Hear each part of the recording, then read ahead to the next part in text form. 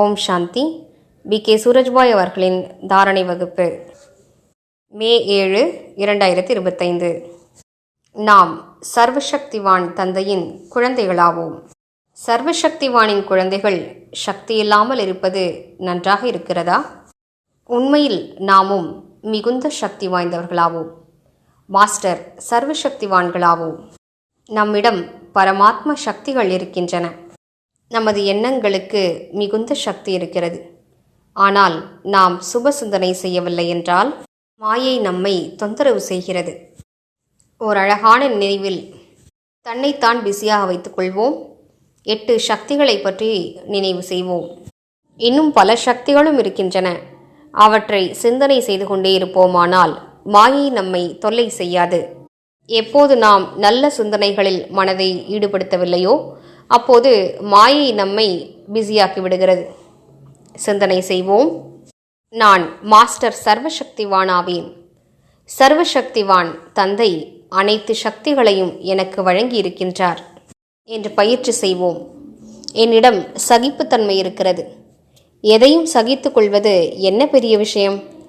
சுயம் பரமாத்மா தந்த சகிப்புத்தன்மை என்னிடம் இருக்கிறது.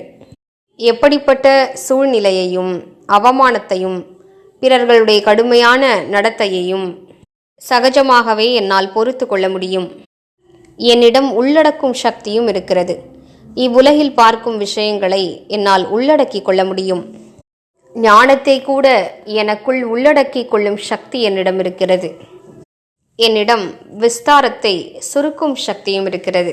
என் மனதில் வீணான விஷயங்களின் விஸ்தாரம் வரும் என்றால் நொடியில் என்னால் சுருக்கிவிட முடியும். மேலும் சிறியதை பெரிதாக்கும் சக்தி, அதாவது சிந்திக்கக்கூடிய ஆற்றலும் என்னிடம் இருக்கிறது. மனதின் அர்த்தமே மனனம் செய்வதாகும். எங்கே மனம் இருக்குமோ அங்கே அவசியம் மனனம் நடைபெறும். ஆனால் நான் வீணானவற்றை மனனம் செய்தால் உயர்ந்த எண்ணங்களின் மனனம் ஏற்பட வாய்ப்பில்லை. என்னிடம் பகுத்தறியும் சக்தியும் உள்ளது.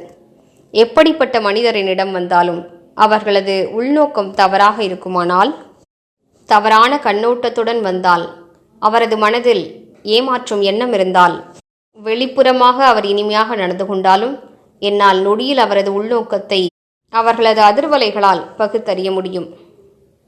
என்னிடம் சரியான நிர்ணயம் எடுக்கும் சக்தியும் இருக்கிறது. சுயம் பரமாத்ம தந்தையிடமிருந்து மிகச்சரியான முடிவுகளை எடுப்பதற்கான சக்தி எனக்கு கிடைக்க பெற்றிருக்கிறது. எனது முடிவுகள் தவறாக இருக்க முடியாது. ஏனென்றால் யார் ஆத்ம உணர்வில் நிலைத்திருப்பார்களோ அவர்களது முடிவுகள் எப்போதும் நல்லவையாக சரியானவையாக இருக்கும். அனைவரது நன்மைக்காக இருக்கும். என்னிடம் ஞானத்தின் சக்தி இருக்கிறது. தூய்மை தன்மையின் சக்தி இருக்கிறது. அன்பின் சக்தி இருக்கிறது. என்னிடம் சேவைகளின் சக்தியும் இருக்கிறது. இவ்வாறு பலவிதமான சக்திகள் எனக்கு கிடைக்க பெற்றிருக்கின்றன என்ற நல்ல சிந்தனையில் நிலைத்திருப்போம். அப்போது வீணான சிந்தனைகள் ஒதுங்கிவிடும். நாம் நல்ல சிந்தனைகளில் மூழ்கியிருப்போமானால், சக்திகளை பற்றி நினைவு செய்து கொண்டே இருப்போமானால் அந்த சக்திகள் நம்மிடம் அதிகரிக்க துவங்கும். எந்த சக்தி எனக்குள் இருக்கிறது என்று நம்புவோமோ ஏற்றுக்கொள்வோமோ அந்த சக்தி விழிப்படைந்த நிலையில் காரியம் புரிய துவங்கும். இந்த ரகசியத்தை நாம் புரிந்து கொள்ள வேண்டும். ஏனென்றால் இந்த சக்திகள் அனைத்தும் நமது ஆழ்மனதில் உறங்கிய நிலையில் கிடக்கின்றன. நாம் அவற்றை பற்றி சிந்தனை செய்யும் போது அவற்றை நாம் விழிப்படைய செய்கிறோம். விழித்துக்கொள், உறங்காதே என்று குரல் கொடுக்கிறோம், சமிக்கை கொடுக்கிறோம். இதன் மூலம் அவை விழிப்படைகின்றன. சிலருக்கோ மீண்டும் மீண்டும் விழிப்படைய செய்ய வேண்டும். சிறிதற்கோ 2-3 முறைகள் விழிப்படைய செய்தாலே அந்த சக்திகள் நல்ல விழிப்படைந்த நிலையில் வந்து விடுகின்றன. எனவே இன்று முழு நாளும் நினைவு செய்வோம். என்னிடம் அனைத்து சக்திகளும் இருக்கின்றன. ஒவ்வொரு சக்தியாக நினைவு செய்வோம். என்னிடம் சகித்து கொள்ளும் சக்தி இருக்கிறது. பகுத்தறியும் சக்தி இருக்கிறது. நிர்ணயிக்கும் சக்தி இருக்கிறது. விஸ்தாரத்தை சுருக்கும் சக்தி இருக்கிறது. மற்றும் அனைத்து விதமான சக்திகளும் என்னிடம் இருக்கின்றன.